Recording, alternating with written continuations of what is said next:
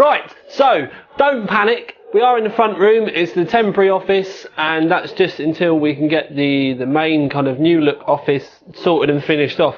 It's going to be like that for a few weeks. But anyway, today we're going to be taking a look at the Silverstone RV04, and it's the fourth. That's the one. It's I shouldn't have had so much coffee. Anyway, it's the fourth Raven that Silverstone have brought out. Now, we've been quite used to Ravens having really kind of messed up or unusual airflow patterns, you know, with fans in the bottom pushing out through the roof and all that type of stuff.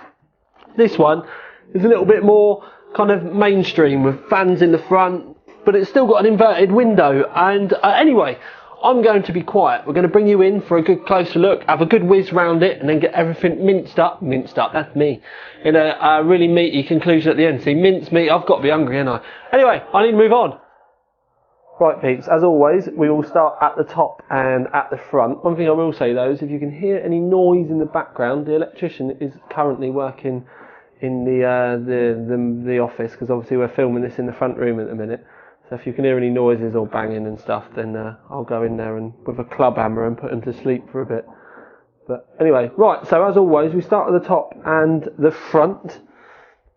Now, this top section is a door, and it can swing, and it's the whole door section that opens. It's not a little panel or anything like that.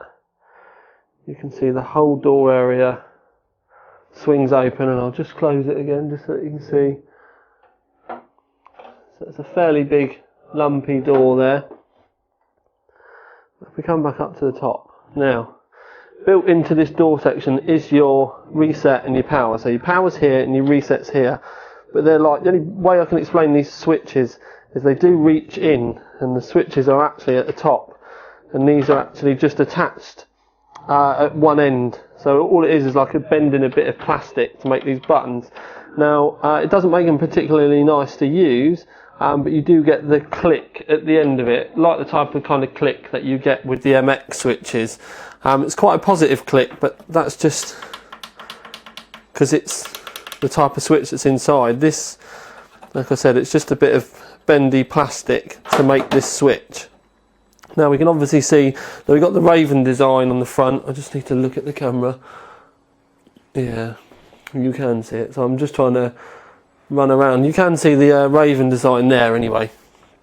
But if you want to get access to, for argument's sake, maybe a fan controller or something, because we are all now trying to phase out our optical drives because we don't particularly need them. If people say that they're buying Blu-rays and stuff like that, I'm just going to raise an eyebrow at you. But also exposed in that front area now are two fan controllers.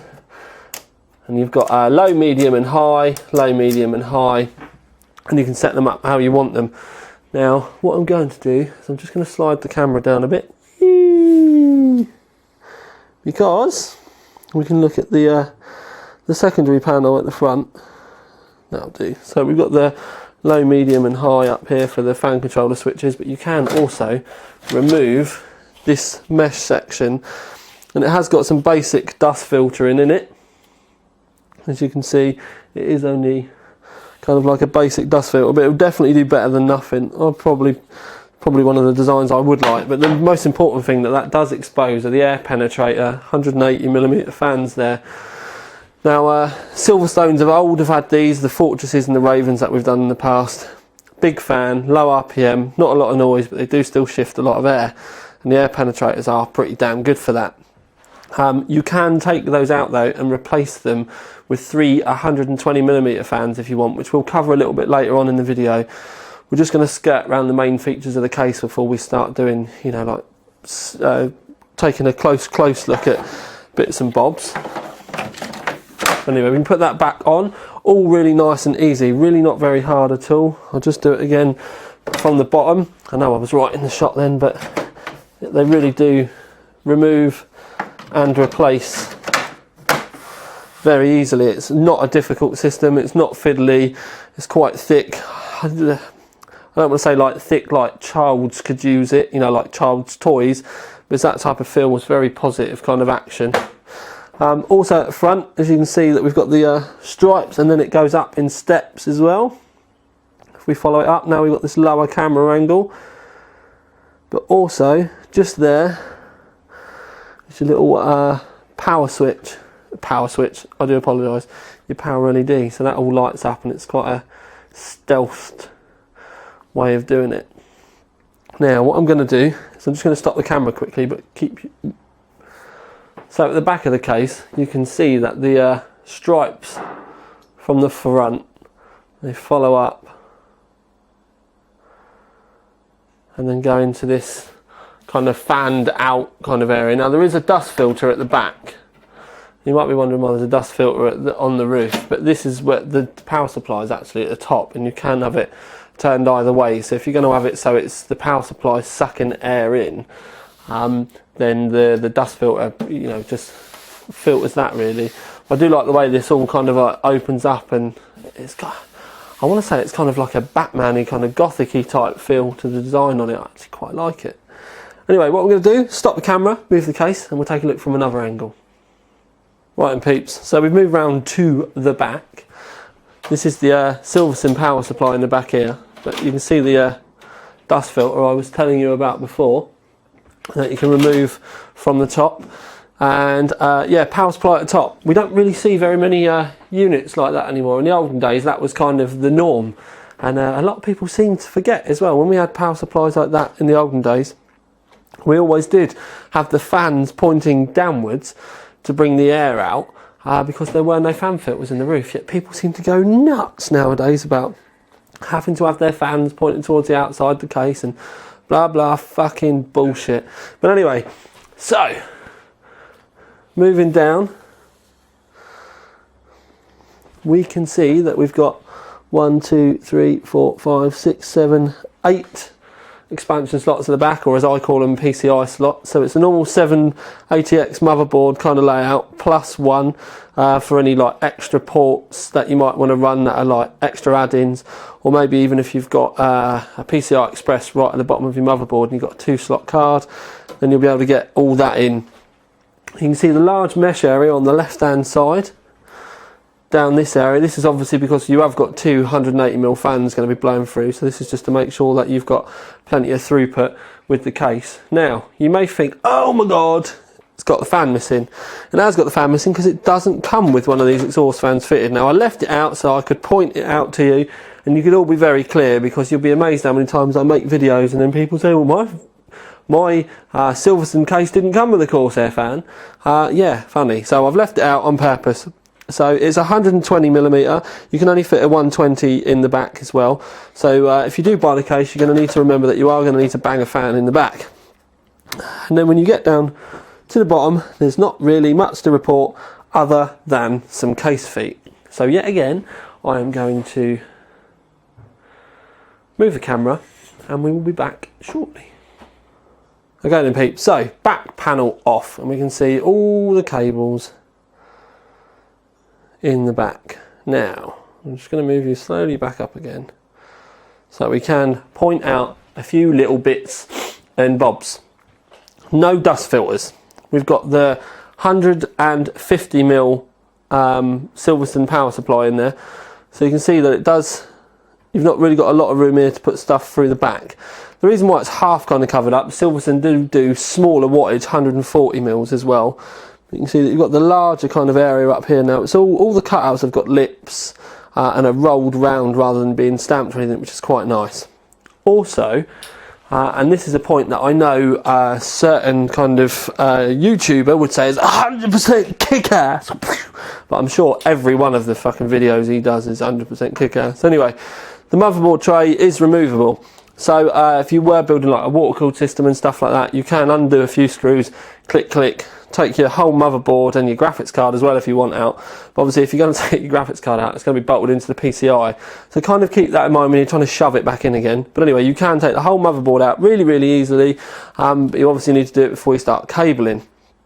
Talking about cabling, I am going to move the camera down a little bit now so that we can see a little bit more of the back. There are cutouts down the side of the board. You've got slightly inboard ones as well. If you were going to, if you had an M80X in these, there's a couple of extra ones which would be perfect. But for everyone that's going to be running normal ATX, and you're not going to be able to use them. But the cables are all nice. Like I said, again, the grommets, they're rounded, stamped pass-through areas, with no grommets, but it's all really well made, and there is a lot of room back here as well. You're looking at 30mm of room from the back of the motherboard tray to where the door will sit on. The door is perfectly flat, as you've already seen, and the fact that it's perfectly flat means you've got no extra give there for like any bunches of cabling or anything like that. It's that big that you can get a SATA power connector at its thickest edge, so put against the back of the case and pointing outwards. You can have it like that and still be able to put the door on. So there's acres of room back here. There's also a massive CPU cutout here to be able to get access for backplates and stuff like that, so it's actually pretty easy. When we get to the bottom of the board, and obviously your 8 pins going to get passed through here. There's also a lot of hard drive stuff, which you'll see in a minute, which you can put all through here. There's just one enormous cutout. There is one tiny little cutout in the corner here for you to be able to pass a fan cable through for when you build it. Like I said, there is a fair amount of room back here. Everything's all rolled edges, feels nice, does have a quality sort of feel, but it is a little bit disappointing that there's no grommets. Obviously, as long as you get things nice and tidy in it shouldn't matter too much. Really depends on how picky you want to get about it. So yeah, there's that bit. Obviously you can pause as we do this so you can have a good look. One thing I didn't point out is at the end of the motherboard tray here, it is straight into the main compartment of the case. There's a couple of bits that may kind of get in the way, but again, we need to talk about those when we get to the other side of the case. Something else that I can point out while we're here, on this top right hand side, is the large hinge that comes out. We've been able to do the door, and the power cables are up in this top section as well for the LED that lights up on the front of the door. But I'm going to stick the side panel back on, and then it's time to get our first look at the business side of this case.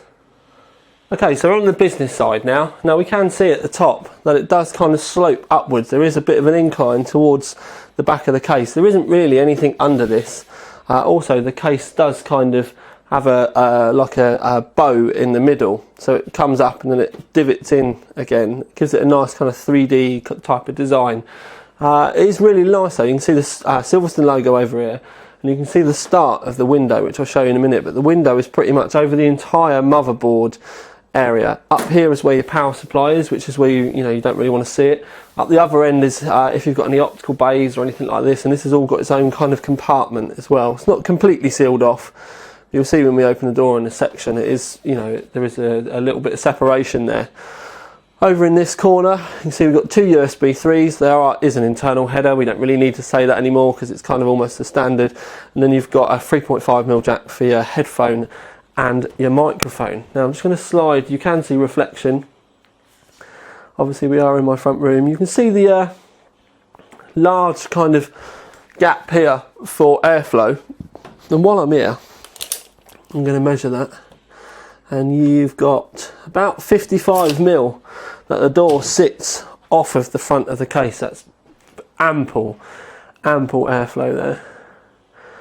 But you can see we have got the NHD14. Now we've not used that for ages, and I'll explain why in a minute. But you can see what I mean about that. Is quite a large window there, and it's a little bit wider than the motherboard, but it is right over the motherboard area. So what I'm going to do is, with it in that position, I'm going to take this thumb screw out, put it so I can't lose it. We'll take the case door off, and you'll see what I mean about the separate area. So if I come up here, excuse me, up in this corner you can see that you've got the mounts up here for optical drive should you want to use it.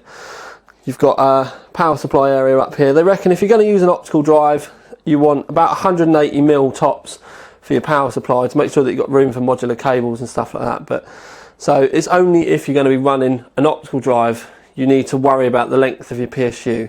If you're not going to be running optical, you don't need to worry too much. Obviously with opticals you can get externals, so you don't need to worry. People ask me how I install Windows. I always use USB. People ask me about games. I use Steam. I honestly don't use an optical drive in anything in my systems anymore. The only time I do use an optical drive is if I'm working with a motherboard that's not been released yet, so like under NDA and stuff like that, and I have drivers on disk. And then that is the only point, because I can't get them online because the motherboard's not technically out yet. That's the only time I ever use them, so that's why I use externals. So I don't really need to worry too much, and it's something that I'm trying to kind of advocate onto others. But anyway, right, let's have a look. So we have a look at the main area. Now I'm going to bring us down. Well, I'll tell you what we'll do. We'll have a look in the bottom. You can see that we have a solid state mounted there.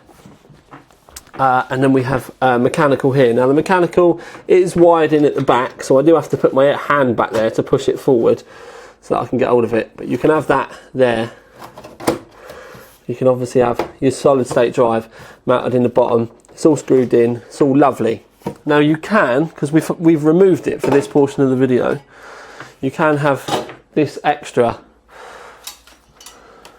mount in the bottom, so you can bang another mechanical in the bottom if you want.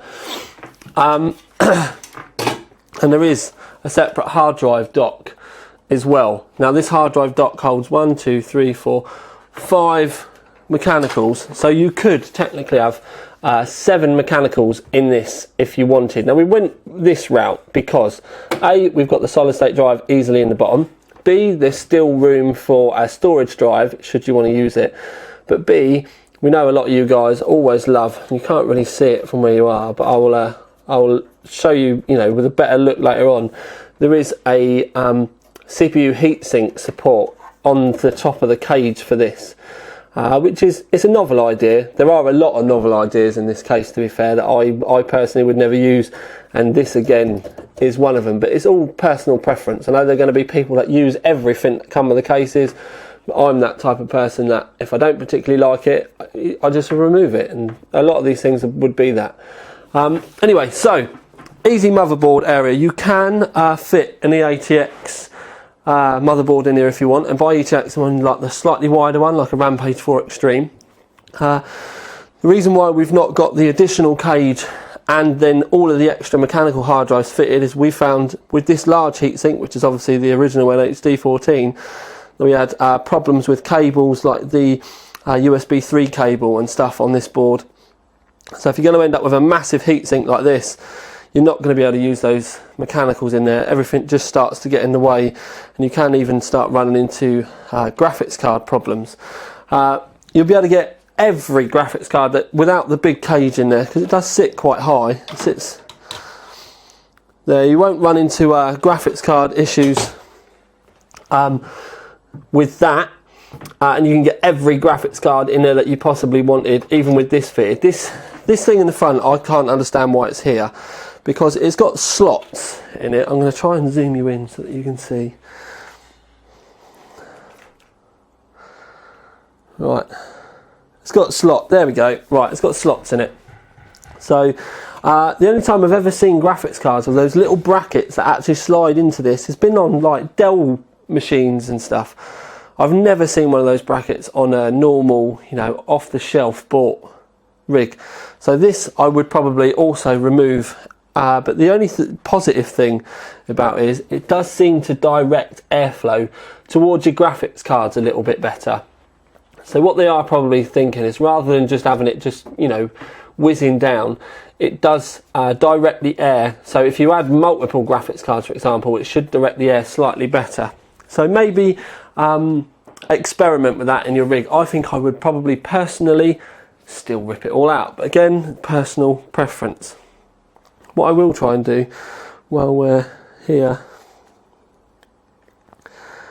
is give you a better look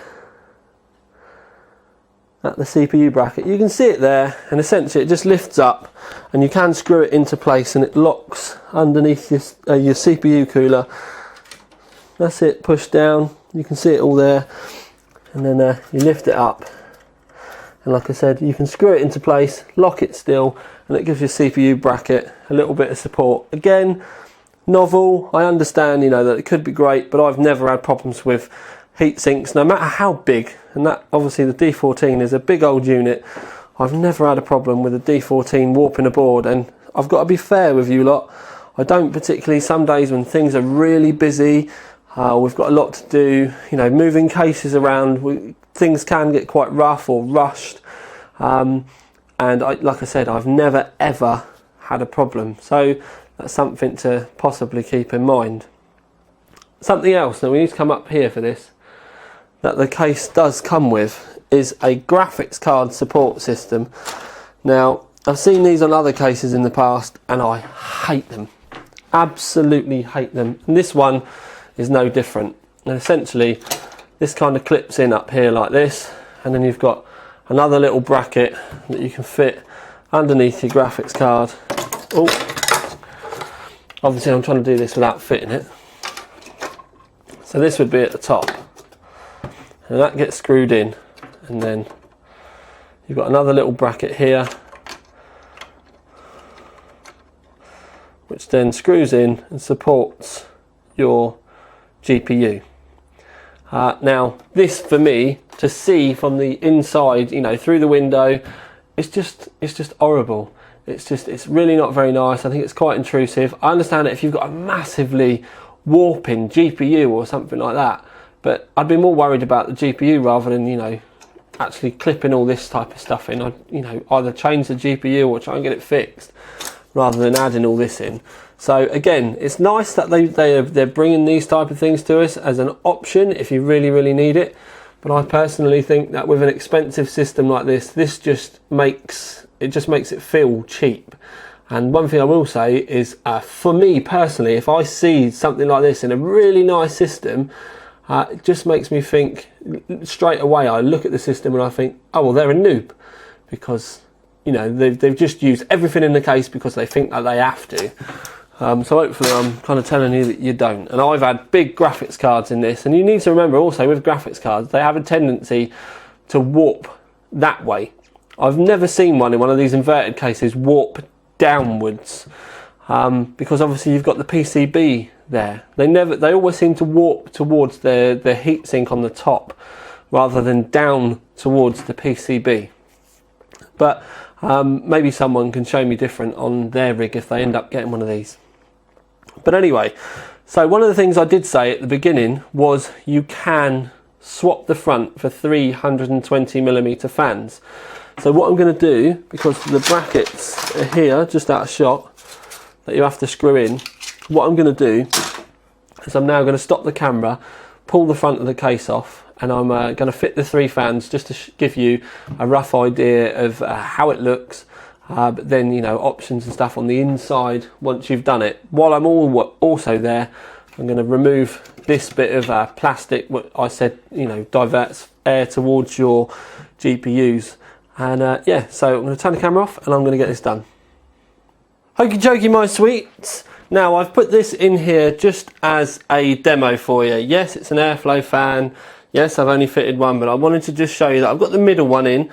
So that means that the outside ones line up, and you do get the rest of the brackets that you screw in the front to do the rest. So you can put 320mm fans in the front. Now the bit I was worried about, it is extremely tight to get a 360mm rad in there, but as you can see, that's an RX360. Now I always use that one because this end tank is quite big. This is one of the bigger radiators.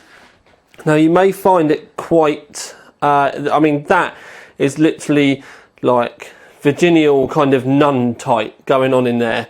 Now if you have got a slightly bigger radiator, what you are going to have to do is crack a Dremel out up the top here. It looks like there's a panel that you can remove, but it's actually all part of the roof. So you might test, if you're looking at this as a radiator case, or a water cooling case I should say, test fit your rad first. If your rad don't go in there, before you start putting hardware and everything else in, you might have to trim this edge. But after that, you can get that 360 in the front, no probs, and it will line up. It's this top end tank. And the reason why we run the end tank at the top, although it wouldn't matter if we switched it round, but the reason why we run the air tank at the top, sorry, the end tank, where the barbs are at the top, is so that when it's stood up, when you're leak checking, I do apologise, when you're bleeding, the bubbles will rise to this top section where the barbs are, rather than rise to the top section away from the barbs, which would make it an absolute pain in the butt cheeks to try and bleed. So that's why we always try, at least, to have your barbs at the top, so that then the air bubbles will naturally get up here and then get dragged, you know, back round one way or another. It does work in, you know, you know, tipping it around and stuff. They don't have to, but it's just the kind of the rule of thumb that we try and do. So the most important thing about this is a 360 radiator will fit. That is a 360mm 60mm thick radiator, and we do still have access to the grommets. I'm going to try and tip it so that I can show you, because my camera doesn't want to go down any further. There you go. So we have still got access to those grommets. So what I can say is, if you wanted to go push-pull, you could get them in there. There is a little bit of room that you'd still be able to get cables round, but it would be tight. So you could have a 60mm rad and push-pull, or you could get away with getting an 80mm thick radiator in the front there as well. If you want to fit something like a H100i or something like that, then you have to fit that in the front also. So kind of keep that in mind. You can get water cooling in there. You've obviously got the 2 bays at the top here, should you want to use a bay reservoir as well. People are going to say that you can get another 120mm rad at the back of the case down there, but I never have and never will be a fan of those. I don't like adding them in my loop. I don't think that they provide enough cooling additional for the, you know, the hose. I think they just make everything look untidy. I really don't like them, so I'd stick with this. And that's really all you're going to get in the case, unless you want to start modding the floor. So that's the water cooling aspect sorted. I'm not going to put this all back together. I'm just going to go back to the conclusion, and you can put up with the carnage. But nonetheless, we got it in there. I've shown you that you can fit a 360mm radiator in the front should you wish, and that's lovely for a Silverstone case. But yes, I'm going to shut my mouth and we're going to move on to the conclusion. Right then, Pete, so obviously we are still filming in the front room, and that's why we got pictures behind and stuff like that. But the RV04, so first things first, what I do want to say is when I fit the radiator in the front here, I did put the fan on the inside. And that was, I did forget that you can fit the fan on the outside underneath the dust filter, and I didn't say that you can still use the dust filter if you put a rad in the front too. So, just to clarify before we move on to the conclusion, if you have a radiator in the front with the fans outside, you don't get the grommet problem. So you can still put push-pull 60, you can still put push-pull, you can still put a push-pull 60 in there, it won't affect the grommets. You can still put an 80mm radiator in the front, it won't affect the grommets. What it does change by putting the fan on the outside is you can get away with running an 80 in push-pull, and then that's when it starts affecting the grommets. So there's actually ample room in the front here. The fact that you can get a 60 push-pull, lovely jubbly, doesn't affect the grommets, big thumbs up, lovely bubbly. So now moving on to the conclusion.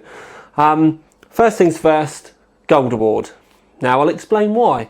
I had a look around, and on scan it was £109. Now I have to admit, when I first kind of saw this sort of design and the layout, and I was kind of, you know, ticking things up, I had in my head that I thought it was going to come in kind of maybe 125 to 140. And to be fair, I think that would have been a pretty good price for it as well. Not saying that Silverstone should put it up by any stretch of the imagination. It's one of the main factors in the fact that it went gold in the end was when I was a little bit shocked by the price, because I think it's quite well priced. Now, there are things that, you know, are a little bit limiting and stuff, like people might not like the fact that it's not got grommets. The hard drive layout isn't great.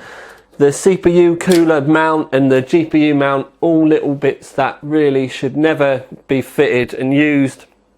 It just kind of, it's just little things like that that kind of grate with me with an enthusiast case. I can understand why people might want to use them, but when you've got a nice big window like that, why would you want to spoil it by hanging that down over it? It's just something that I personally don't like.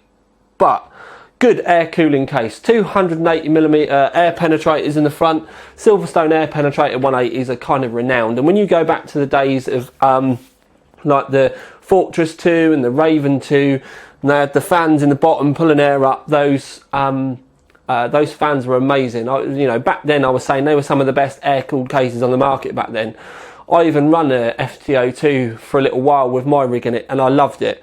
I showed you how to water cool in those cases as well, because one of the things with the Silverstone cases is they don't generally come ready for water, and you have to kind of mod them and adapt them to be able to get things in. You have got the options nowadays of getting 180mm rads, which is another option you could have in the front here. You can get a 2x180 rad that you could bosh in. I don't know whether the screw holes or anything line up, because I haven't got any of those radiators with me at this present moment in time, but there is ample room because they're never very thick. They're normally only about 30-35mm thick, so you could probably even go push-pull with those. So you can do that, but the thing with this is they've actually sent us the brackets, and you can get a 360mm rad in the front. Now, it is very tight. Like I said, if you're thinking 360, test your radiator first, because you may need to do a little bit of cosmetic work with your Dremel, but it will quite honestly be, you know, just a few little cuts. Just remember to file them and sand them afterwards, and then you'll get loads of room up in. Now, one of the things I will say is it's just because it's touching the metal. If you were to then, you know, have your radiator in and try and fit a dual bay res above, the res will go in, because it's the res sits a few more mil above this metal, and it's like I said, it's just, there's like a lip there as well, and it's just kind of like touching that. So with a quick buzz, a big radiator, it should still go in there. Obviously, like I said, you know, barbs at the top and that type of thing, because of the bubbles rising. But I think it's really nice that we've got this, and obviously the inverted side of it makes it slightly unique. We have the CPU at the bottom, the graphics card at the top for a change, and obviously with those fans that they're going to be blowing in, a lot of people might start worrying about, you know, like the warm air from the radiator blowing over their graphics card and stuff, but wouldn't really worry too much. If you've got a 360 rad this sort of sized in the front of your case, I would have thought that you're going to have your CPU and a single GPU running off of this anyway, so you can make a good looking system out of it. Nice door on the front, I like that. Big dust filter and kind of areas on the front. It's nice and easy to remove. I mean, look how easy I've just done that. It is real simple to put those on and off. It's a bit disappointing it doesn't come with a rear fan. But like I've said before, unless you're just kind of going to be chucking your hardware out, it's not really going to matter. I normally change my case fans anyway. Pretty much doesn't matter what the brand is. I normally end up changing them to something so that they all match, because you're going to want your rear fan to match with your radiator fan. So those type of things, it just does tick boxes off.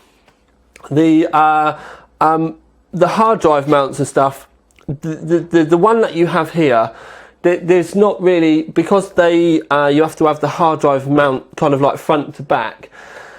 Big graphics cards aren't too much of a problem because it's that they sit just above, but big heat sinks, you do end up with a bit of an issue. But I would have thought if you're running a full bank of those mechanical hard drives, you're not necessarily going to have a big heatsink anyway, because that then starts making me think server, which will be low power, or if you've got loads of old archaic hard drives that you've not updated yet, I would also like to think that the rest of your hard drive, the rest of your rig's not quite caught up, because 2 and 3 terabyte storage drives are not that much money anymore. They're cool, they're quiet, you smash all your storage on that and you kind of forget about them. I'm obviously a solid state drive monkey because I run a separate home kind of storage server, and that's so I can keep the rest of my rig clean. But really, it's pretty nice. The only thing I will say is the Silverstone power supply that I used in this was the one that I used. It's the 150mm long one that I used earlier to show the shorter cables. Now, I used it with the original cables that came with the power supply, so not the shorter ones, just to be clear. And to go, if I wanted to have the power supply, so it was bringing air in through that dust filter, I actually couldn't get the 8-pin CPU power connected to the motherboard at all. It just wasn't long enough. It was about 2 inches short. So I've actually got it spun round so the fan is on the inside, sucking air out as I kind of normally would do with the internal system.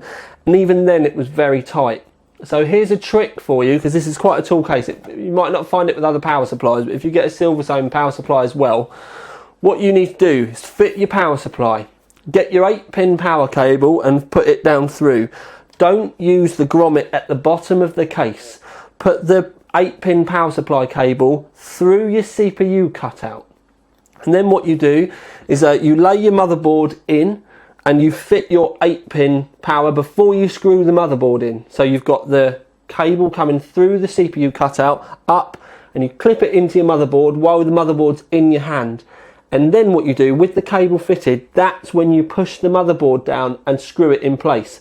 And essentially what it will do is it will pull that cable all really tight, and you will still be able to fit it. But the thing is, if you try and fit the cable with it all in situ, you need more cable, because you obviously need to pull it up, round, bend it and click it into place. By clipping it in first, what that then does is allows you to have the cable a lot shorter and ends up a lot tighter. And that was the only way I could get this fitted. Now this is a trick that I've been telling you for ages. I think perhaps I should make a video about it actually, the 8-pin trick. But if you get problems with your 8-pin power cable, obviously do that with this case, but it stands for every case as well. And a lot of rigs that I've built for myself in the past, I often do this rather than putting it up through the top, because then you end up with less cable visible as well. So you don't necessarily have to do it as if the 8-pin's not long enough. You can actually do it to make your rig look tidier. But anyway, so if you do run water cooling in the front as well, then you're going to lose that hard drive mount that you have here. So you may have to get kind of a little bit more thinky about it. But I have to admit, I don't like these hard drives in the bottom of the cases anyway. If this was mine, I'd be thinking of putting them elsewhere. But for 109 quid, 360mm radiator support, 2x 180mm radiator support. There's, you know what I mean, looking at it, I know this room, I know the gaps are right, so we're going to go with it and say that you can get a 2x 180mm rad in the front. Motherboard support, you can have big power supplies in there if you want, as long as you're not running an optical. But it still does feel, it's quite tall, but it still does feel quite narrow. It strangely doesn't feel like a massive case. And obviously with that door on the front, it does make the front look quite sleek. But one of the other things that you need to think is it is inverted. So compared to a normal case, the window will be on the other side. So a lot of people may end up snapping one of these up just because of the way that their room's configured.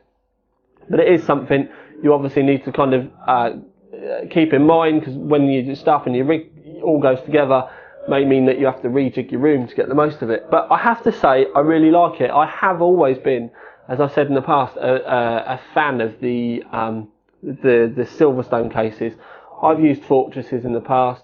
I even have built a water-cooled rig in an RV04 in the past as well. I even did a guide on how you could cut the bottom of the case so that you could still use all the original dust filters and stuff like that. And the fact that you can get a water-cooled radiator in the front of this and still use those dust filters without any modding, or with most radiators without any modding, is brilliant. I love it. So for 109 quid, it's brilliant. This is the new Silverstone Raven RV04.